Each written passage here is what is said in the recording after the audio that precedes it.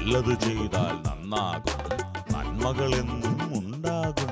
നല്ലത് ചെയ്താൽ നന്നാകും, നന്മകളെന്നും ഉണ്ടാകും. നൽവഴി എന്നും നടക്കേണം, നല്ലത് മാത്രം ചെയ്യണം. നൽവഴി എന്നും നടന്നിടാം, നല്ലൊരു പാഠം ചൊല്ലിടാം. Jesus kids, Jesus kids.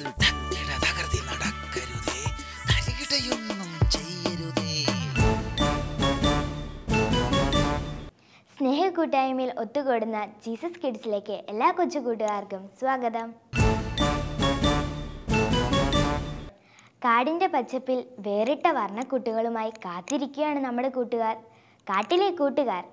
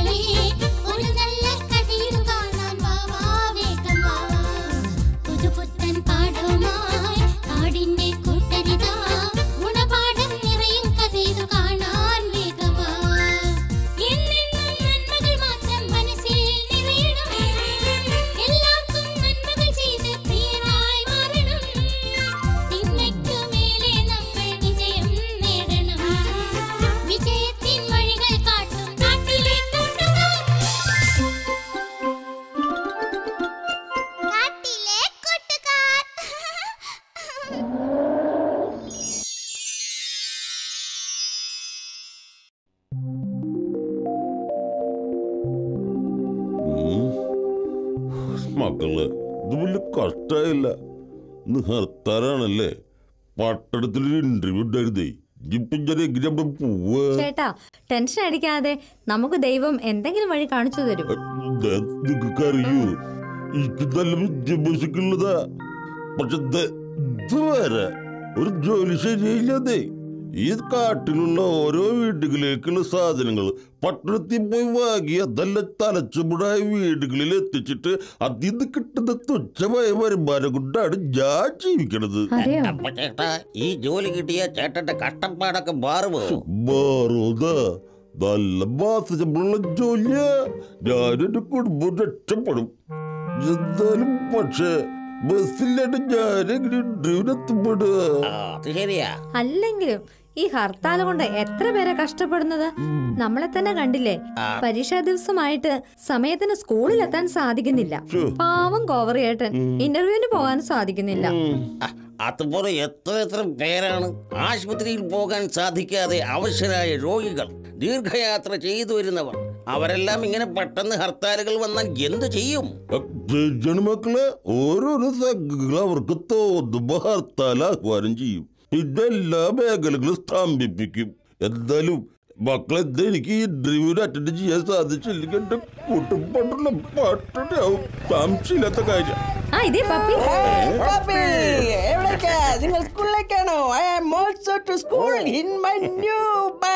കൊള്ളാലോ പപ്പീസേ, നിന്റെ പപ്പ ഗൾഫിൽ നിന്ന് വന്നപ്പോ വാങ്ങി തന്നതാണോ?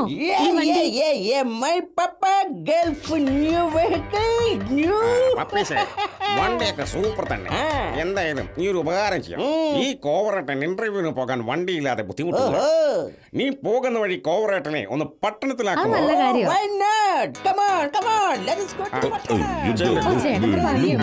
മക്കള്, ഈ ജോലി കൂടി നഷ്ടപ്പെട്ട എന്റെ കുടുംബം പട്ടണയാവേ.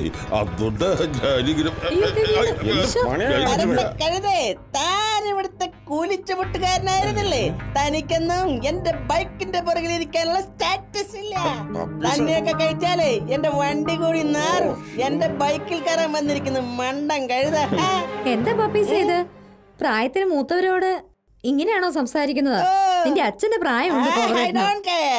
എന്റെ വണ്ടിയിൽ കയറാനുള്ള യോഗ്യത ഈ കഴുതക്കില്ല.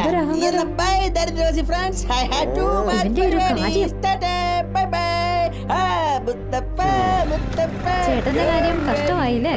ചേട്ടൻ വിഷമിക്കാതെ, അവന്റെ അഹങ്കാരം ദൈവം മാറ്റി കൊടുത്തോളും. അത് ശരി. മക്കള്, എനിക്ക് ഈ ജോലി കൂടി കിട്ടിയില്ലെങ്കിൽ അറിയാതെ ചേട്ടാ, നമുക്ക് കുറച്ചുകൂടി നോക്കാം. പക്ഷേ ഇനി ഇവിടെ നിന്നിട്ട് കാര്യമുണ്ടെന്ന് എനിക്ക് തോന്നുന്നില്ല. എങ്കിൽ ഞാൻ മദ്യം നടക്കട്ടെ. വഴി വെച്ച എന്തെങ്കിലും വണ്ടി വന്നാ കേറി പോകാൻ നോക്കാലോ. കാലിന് കുറച്ച് പല്ലക്കുറവുണ്ട്.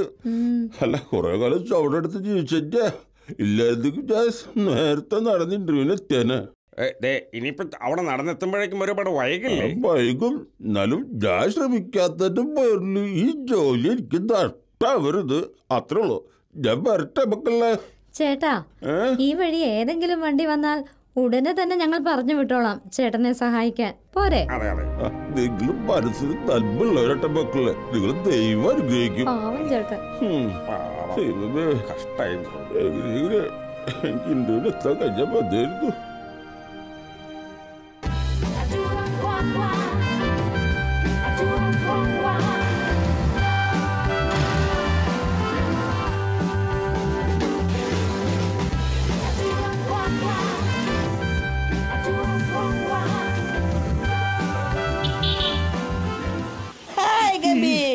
എന്താ ഫോണിൽ ഇത്ര കാര്യമായ പരിപാടി? ഞാൻ വന്നതും കണ്ടതും ഒന്നും നീ ശ്രദ്ധിച്ചില്ലല്ലോ. What happened? കണ്ടില്ലേ? ബൈക്ക് റേസ് ഗെയിം കളിക്കായിരുന്നു. എന്ത് രസമാണ്. ഒറിജിനൽ ബൈക്കിന്റെ ഒപ്പം വരില്ലല്ലോ ഒരു റേസും. കണ്ടില്ലേ എന്റെ പുതിയ ബൈക്ക്? ഞാൻ ഫോണിൽ കളിക്കുന്ന ബൈക്ക് കണ്ടില്ല പപ്പീസ്. എന്തൊരു ഭംഗി കാണാൻ. കണ്ടിട്ട് കൊത്തിയിട്ട് വയ്യ. നീ ബൈക്കിലൊന്ന് കറങ്ങാൻ കൊണ്ടുപോകും പപ്പീസ്. Why not? നീ എന്റെ ബെസ്റ്റ് ഫ്രണ്ട് അല്ലേ, നിന്നെ ഞാൻ കയറ്റും. ഇന്ന് രാവിലെ നമ്മുടെ നീരുമലക്കാട്ടിലെ ബസ് സ്റ്റോപ്പിൽ വെച്ച് ആ കൂലിച്ചുമുട്ടുകാരൻ കോവറേട്ടനില്ലേ, ആ പരട്ടക്കളവൻ കഴുത എന്റെ വണ്ടി കയറി കൊണ്ടെന്ന് ചോദിച്ചു. അയ്യേ ഞാനോ? അയാളെ വയറ് നേരെ ദേഷ്യപ്പെട്ടിട്ടാ ഞാൻ പോകുന്നത്. I angry with him. അത് നന്നായി. എന്നാലും പപ്പീസ്, നീ ഇംഗ്ലീഷ് ഒക്കെ എവിടുന്ന് പഠിക്കണേ? I am very English. ഇതൊന്നും മനസ്സിലാക്കാനുള്ള വിവരം എനിക്കില്ലെന്നേ. അതുകൊണ്ട് നമുക്ക് തൽക്കാലം വണ്ടി നിന്നെ യഥാർത്ഥ റേസ് എന്താണെന്ന് ഞാൻ കാണിച്ചു തരാം.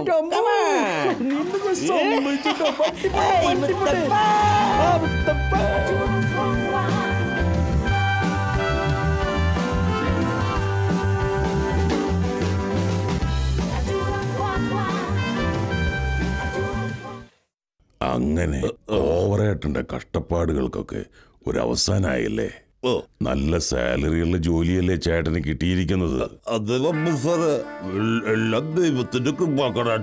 എന്നാലും ഇന്നലെ ഹർത്താലായിരുന്നില്ലേ? എന്നിട്ട് ചേട്ടൻ എങ്ങനെ ഇന്റർവ്യൂവിന് എത്തി?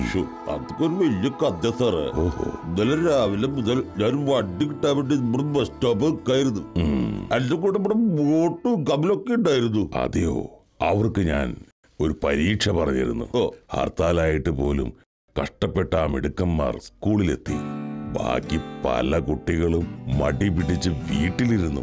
പപ്പീസിന് സ്വന്തമായി ബൈക്കുള്ളതാ, എന്നിട്ടും അവൻ സ്കൂളിൽ വന്നില്ല. ആ പപ്പീസിന്റെ കാര്യം പറയാമെന്ന് ഞങ്ങൾ കുറെ നേരം വണ്ടി കത്ത് നിന്നിട്ടും ഒറ്റ വണ്ടി വന്നില്ലട്ടാ. കുറെ കഴിഞ്ഞപ്പോ പപ്പീസ വഴിക്ക് വന്ന്. ഓ, അപ്പോൾ അവൻ ചേട്ടനെ പട്ടണത്തിൽ കൊണ്ടുപോയി വിട്ട് കാണല്ലേ? അതായിരിക്കും അവൻ സ്കൂളിൽ വരാതിരുന്നത്. അല്ല സാർ, അങ്ങനെ നല്ല ഉണ്ടായിരുന്നു. അവൻ എന്റെ ബൈക്കിൽ കയറ്റിയില്ലത് മാത്രമേ എന്നെ ഒരുപാട് ദേഷ്യപ്പെടും അമ്മമാരിക്കൊക്കെ ചെയ്തു. അഹങ്കാരി. അവന്റെ അഹങ്കാരമൊക്കെ പോയി നല്ല കുട്ടിയെന്ന് ഞാൻ കരുതിയത്. അവനെ ഞാനൊന്ന് കാണട്ടെ.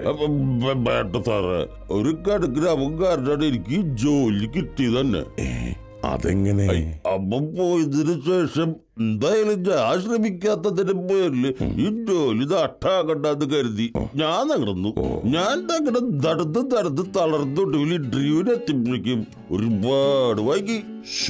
എന്നിട്ട് എന്ത് സംഭവിച്ചു? ഞാൻ ഇന്റർവ്യൂ എത്തിയത്. ഇന്റർവ്യൂവിന് സമയത്തെത്താതിന് അവരുടെ ഒരുപാട് വഴക്ക് പറഞ്ഞു. ഈ ജോലിക്ക് അത്യാവശ്യമായിട്ട് വേണ്ടത് ആത്മാർത്ഥതയും കൃത്യനിശ്ചയമാണെന്ന് അവർ എന്നോട് പറഞ്ഞു. അതിനുശേഷം എന്റെ സർട്ടിഫിക്കറ്റുകൾ എനിക്ക് തിരിച്ചു തന്നിട്ട് അവരെന്നോട് നിങ്ങൾക്ക് ഇവിടെ ജോലിയില്ല എന്ന് പറഞ്ഞു. എന്നിട്ട് പിന്നെ എങ്ങനെ ചേട്ടൻ ഈ ജോലി കിട്ടിയത്? ഞാൻ അവരോട് നടന്ന കാര്യമൊക്കെ പറഞ്ഞു. എന്റെ ജീവിതം മുഴുവൻ പറഞ്ഞു. എല്ലാം കേട്ട് കഴിഞ്ഞപ്പോ എന്നെക്കാൾ യോഗ്യതയുള്ള ഒരു ഇന്റർവ്യൂവിൽ അറ്റൻഡ് ചെയ്തിട്ടുണ്ടെങ്കിലും ഈ ജോലി അവർ എനിക്കെന്നെ നൽകി. നീ വയ്യാത്ത കയ്യും കാലൊക്കെ വെച്ച് ഇത്രയും ദൂരം നടന്നെത്തിയതിനാല് എന്റെ ആത്മാർത്ഥത നമുക്ക് മനസ്സിലായി. കോവരേട്ടാ, ദൈവത്തിന് നമ്മുടെ എല്ലാം കാര്യത്തിൽ ഒരു പദ്ധതിയുണ്ട്. അത് വേണ്ട സമയത്ത് അവിടുന്ന് നിറവേറ്റുക തന്നെ ചെയ്യും. ഇപ്പോൾ ദൈവം കോവറേട്ടന്റെ ജീവിതത്തിൽ ഇടപെട്ട പോലെ എല്ലാവരുടെയും ജീവിതത്തിൽ അവിടുത്തെ പദ്ധതികൾ നിറവേറ്റും. ശരിയാ. നമ്മുടെ പപ്പീസല്ലേ നിൽക്കുന്നത് ആ ബസ് സ്റ്റോപ്പിന് മുമ്പിൽ. അവന്റെ ബൈക്ക് കാണുന്നില്ലല്ലോ. ശരിയാണല്ലോ സാറേ, അവരോട് ഇന്നലെ പറ്റുന്ന ചോദിക്കണ്ടാ. ഓ ശരി ശരി, കോവറേട്ടൻ വാ, ശരി നമുക്ക് അവനെ കാണാം.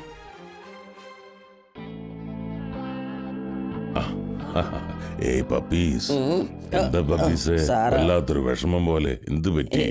അല്ല പപ്പീസിന്റെ വണ്ടി എവിടെ? നിങ്ങളെ പോലുള്ള വലിയ വലിയ ആളുകൾ ബസ് സ്റ്റോപ്പിൽ വന്ന് നിൽക്കുമോ? കളിയാക്കാണല്ലേ? ഓ, അല്പം പോലും മനുഷ്യത്വമില്ലാത്ത നീയൊക്കെ എന്റെ സ്റ്റുഡന്റ് ആണെന്ന് പറയാൻ എനിക്ക് പുച്ഛം തോന്നുന്നു. ശരിയാ, ഞാൻ ഇതൊക്കെ കേൾക്കേണ്ടവനാ. ഞാൻ വലിയ തെറ്റാ ചെയ്തത്, ഈ കോവറേട്ടനോട് ചെയ്തത്. കോവറേട്ട, എന്നോട് ക്ഷമിക്കണം കോവറേട്ട. ഞാനതൊക്കെ മറന്നു. ചേട്ടനെ ദ്രോഹിച്ചതിന് വേണ്ട ശിക്ഷ എനിക്ക് കിട്ടി. എന്റെ വണ്ടി പോയി. വണ്ടി പോയെന്നോ? എന്താ സംഭവിച്ചത്? സാറേ, ഞാനും ഗംഭീറും ഇന്നലെ എന്റെ ബൈക്കിൽ ചെത്തി നടക്കുകയായിരുന്നു. അപ്പോ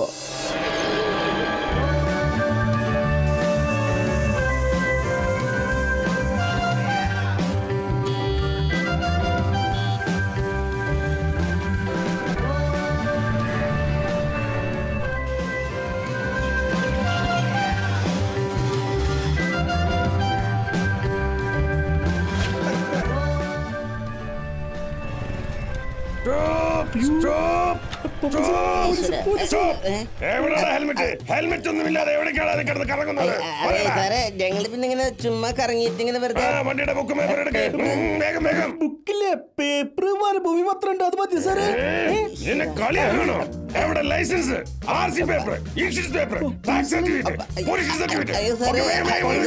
ഞാൻ എടുത്തിട്ടില്ല സാറേ. സാറേ സാറേ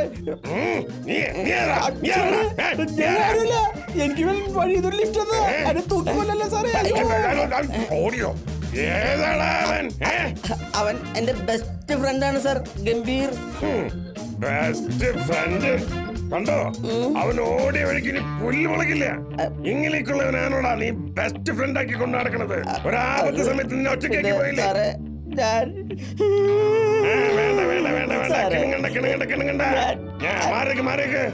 ഈ വണ്ടി ഞാൻ കൊണ്ടുപോവാ. അയ്യോ, മൊട്ടയെന്ന് വിരിഞ്ഞില്ല. അതിനു മുമ്പ് ഹെൽമെറ്റ് പോലും വെക്കാണ്ട് ബൈക്കും കൊണ്ട് ചെത്തി നടക്കുന്നു. നിന്നൊന്നും പറഞ്ഞിട്ട് കാര്യമില്ല. ഇത് നിനക്ക് വാങ്ങി തന്ന നിന്റെ മാതാപിതാക്കളെ വേണം പറയാൻ. നാളെ കാലത്ത് 10 മണിക്ക് അവരോട് സ്റ്റേഷനിൽ വരാൻ പറ, മനസ്സിലായോ? സാറേ, വണ്ടി കൊണ്ടുപോലെ സാറേ. അയ്യോ, ബൈക്ക് കൊണ്ടുപോലെ സാറേ. അയ്യോ, ഞാൻ വീട്ടിൽ പോയി കാര്യം പറയും. ഈശ്വരാ. ഓഹോ, അപ്പോ അതാണ് സംഭവിച്ചത് അല്ലേ? അതെ സാർ.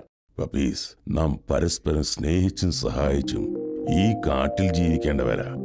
അതൊന്നും ചെയ്യാതെ ഞാനെന്ന ഭാവവുമായി നടക്കുന്നത് ദൈവത്തിനൊരിക്കലും ഇഷ്ടപ്പെടില്ല. പപ്പീസിന്റെ അഹങ്കാരം ശമിപ്പിക്കാൻ വേണ്ടി ദൈവം പപ്പീസിന് നൽകിയൊരു പാഠമായിരുന്നു അത്. എനിക്ക് മനസ്സിലായി സാർ. ഇനി ഒരിക്കലും ഞാൻ ആ പഴയ പപ്പീസ് ആവില്ല. ഇന്നു മുതൽ ദൈവത്തിനും എൻ്റെ സുഹൃത്തുക്കൾക്കും പ്രിയങ്കരനായ ഒരു പുതിയ പപ്പീസായി മാറി ഞാൻ. വളരെ നല്ലത്. എങ്കിൽ SI സാറിനോട് സംസാരിച്ച് ആ ബൈക്ക് ഞാൻ പപ്പീസിന് തിരികെ വാങ്ങിത്തരാം. പക്ഷേ പപ്പീസ് ലൈസൻസ് എടുക്കുന്നത് വരെ വണ്ടി ഉപയോഗിക്കില്ല എന്നെനിക്ക് പ്രോമിസ് ചെയ്യണം. വലിയ ഉപകാരം സാർ. ഇന്നു മുതൽ എനിക്ക് ലൈസൻസ് കിട്ടുന്നത് വരെ ആ വണ്ടി ഞാൻ ഇനി ഓടിക്കില്ല സാർ. ഇത് ഞാൻ സാറിന് തരുന്ന വാക്കാണ്. ഗുഡ്.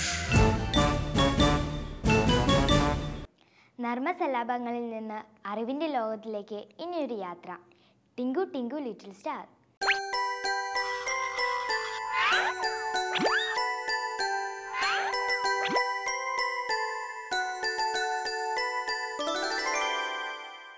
ഹായ് കൂട്ടുകാരെ. ഹായ് ടിങ്കു. Hi uncle. ഇന്ന് എനിക്കൊരു കഥ പറഞ്ഞുതരോ? ഓ, അത് ശരി. കഥ കേൾക്കുന്ന ടിങ്കുവിന് ഇഷ്ടമുള്ള കാര്യമാണോ? അതെ അതെ. ഓക്കെ, എങ്കിൽ അങ്കിൾ ഒരു നല്ല കഥ പറഞ്ഞു തരാം. Okay uncle. ഒരു സ്ഥലത്ത് ഒരു പെൺകുട്ടി ഉണ്ടായിരുന്നു. ആ പെൺകുട്ടി അടിമ വേല ചെയ്തുകൊണ്ടിരുന്ന ഒരു പെൺകുട്ടിയാണ്. അടിമ വേല എന്ന് പറഞ്ഞാൽ എന്താന്ന് ടിങ്കുവിന് അറിയാമോ? വീട്ടുജോലി. ആ, വീട്ടിൽ അടിമയായി കൊണ്ടുവന്ന് വീട്ടിലെ ജോലികളൊക്കെ ചെയ്യിപ്പിക്കാം. ഈ പെൺകുട്ടി ഇസ്രയേലിൽ ജനിച്ചു വളർത്തപ്പെട്ട ഒരു പെൺകുട്ടിയാണ്. പക്ഷേ ഇപ്പോൾ അടിമ വേല ചെയ്യുന്ന എവിടെയാണെന്നറിയാമോ? അരാമ്യ എന്ന് പറയുന്ന ഒരു സ്ഥലത്താണ്. അവിടുത്തെ യജമാനനുണ്ട്. ആ യജമാൻ്റെ പേരെന്താണെന്നറിയാമോ? എനിക്കറിയില്ല. നയമാൻ. എന്താ പറഞ്ഞേ? നയമാൻ. ഓക്കെ. അപ്പം ഈ നയമാൻ്റെ വീട്ടിലാണ് ജോലിയൊക്കെ ചെയ്തുകൊണ്ടിരുന്നത്. നയമാൻ ഒരു യുദ്ധവീരനായിരുന്നു. അദ്ദേഹം തൻ്റെ രാജ്യത്തിന് വേണ്ടി യുദ്ധം ചെയ്യാൻ പോയി ഇസ്രയേലിനെ തോൽപ്പിച്ചു. അങ്ങനെ അവിടെ നിന്ന് ഈ പെൺകുട്ടിയെ അടിമയായിട്ട് കൊണ്ടുവന്നതാണ്. അപ്പോൾ ഈ വീട്ടിലെ ജോലി കാര്യങ്ങളൊക്കെ ചെയ്യുന്ന സമയത്ത് ഈ പെൺകുട്ടി ഒരു കാര്യം മനസ്സിലാക്കി. എന്താ മനസ്സിലാക്കിയത്? തൻ്റെ യജമാനന് ഒരു രോഗമുണ്ട്. എന്താ രോഗം? താനൊരു കുഷ്ഠരോഗിയാണ്. അയ്യോ, കുഷ്ഠരോഗം. കുഷ്ഠരോഗം എന്താണെന്നറിയാമോ? എനിക്ക് ഇഷ്ടമാണ്. ആളുകളൊക്കെ വെറുക്കുന്ന രോഗമാണ് കുഷ്ഠരോഗം എന്ന് പറയുന്നത്. പക്ഷേ തൻ്റെ യജമാനൻ അത് വളരെ രഹസ്യമായി വെച്ചിരിക്കുകയായിരുന്നു. പക്ഷേ ആ പെൺകുട്ടി അത് മനസ്സിലാക്കി. എന്നിട്ട് അവൾ എന്താ ചെയ്തതെന്നറിയാമോ? എന്താണ് ചെയ്തത്? അവൾ തൻ്റെ യജമാനത്തിയോട് പറഞ്ഞു, എന്നെ കൊണ്ടുവന്ന് ഇസ്രയേലിൽ ഒരു പ്രവാചകനുണ്ട്. ആ പ്രവാചകൻ്റെ പേര് ഏലീശ എന്നാണ്. ആ പ്രവാചകൻ്റെ അടുക്കൽ ഒന്ന് ചെന്നിരുന്നെങ്കിൽ ആ പ്രവാചകൻ രോഗം മാറ്റുമായിരുന്നു എന്ന് പറഞ്ഞു. നമ്മളായിരുന്നു ആ പെൺകുട്ടിയുടെ സ്ഥാനത്തെങ്കിൽ എന്താ ചെയ്യുക? ഒന്നും പറഞ്ഞു കൊടുക്കത്തില്ല. എന്താ കാരണം? അടിമയായിട്ട് കൊണ്ടുവന്നിരിക്കുക അല്ലേ? പക്ഷേ അവൾ അറിഞ്ഞ ഒരു പ്രവാചകനെക്കുറിച്ച് അവൾ പറഞ്ഞു. പ്രിയ കൂട്ടുകാരെ, നമ്മൾക്കും ചെയ്യാൻ പറ്റുന്ന ഒരു കാര്യമാണ് ആ പെൺകുട്ടി ചെയ്തത്. നമുക്കറിയുന്ന ദൈവത്തെക്കുറിച്ച് മറ്റുള്ളവരോടും നാം പങ്കുവെക്കണം. രോഗം വരുമ്പോൾ ആശ്വസിപ്പിക്കുന്ന ഒരു ദൈവത്തെ നമുക്കറിയാം. നമ്മുടെ ജീവിതത്തിൻ്റെ പ്രയാസവേളകളിൽ നമ്മളെ സഹായിക്കുന്ന ദൈവത്തെക്കുറിച്ച് നമുക്കറിയാം. നമ്മുടെ കൂട്ടുകാരോട് നാം അത് പങ്കുവെക്കണം. ആ കൂട്ടുകാർക്ക് അത് പ്രയോജനകരമായി തീരും. ഈ പെൺകുട്ടി പറഞ്ഞ കാര്യം അതുപോലെ അവർ ചെയ്യുവാൻ ആഗ്രഹിച്ചു. അവർ രാജാവിൻ്റെ അടുക്കൽ പോയി അനുവാദം വാങ്ങി ഈ പ്രവാചകനെ കാണാനായിട്ട് ചെന്നു. എന്നാൽ പ്രവാചകൻ എവിടെയാണെന്നറിയില്ല. അതുകൊണ്ട് ആ രാജ്യത്തെ രാജാവിൻ്റെ അടുക്കലാണ് ചെന്നത്. രാജാവ് ഇത് കേട്ടപ്പോൾ ദേഷ്യം പിടിച്ചു. പക്ഷേ അവരുടെ അടുക്കലേക്ക് ഈ പ്രവാചകൻ്റെ ശിഷ്യൻ വന്നു.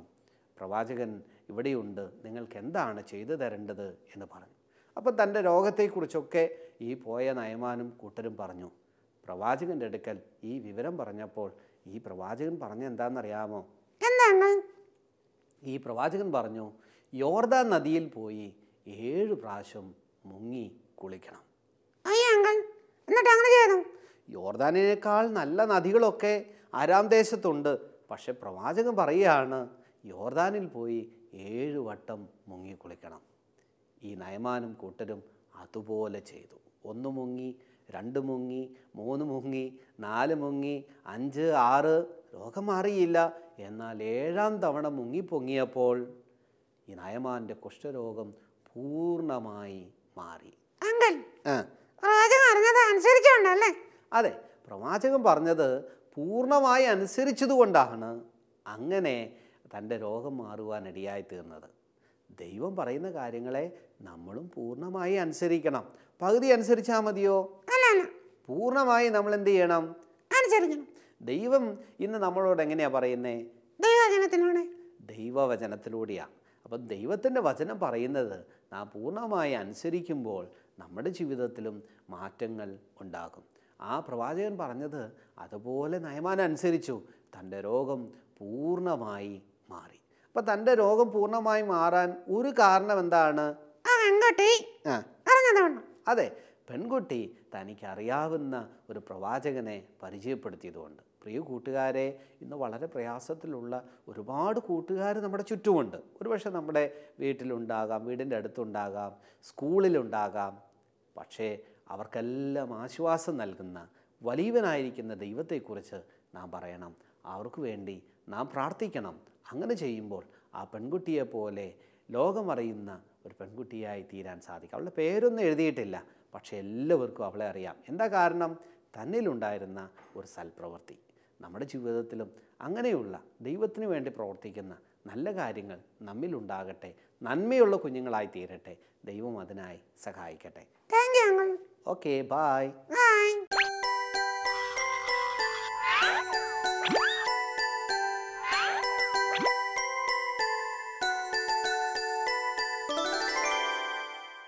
എങ്ങനെയുണ്ടായിരുന്നു ഇന്നത്തെ നർമ്മ കാഴ്ചകളും അനുഭവങ്ങളുമൊക്കെ?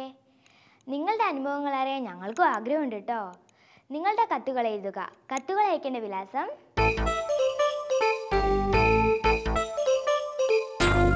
ഞങ്ങളുടെ വിലാസം: the producer, Jesus kids, Shalom TV, Peruvannamuzhi PO, Kozhikode.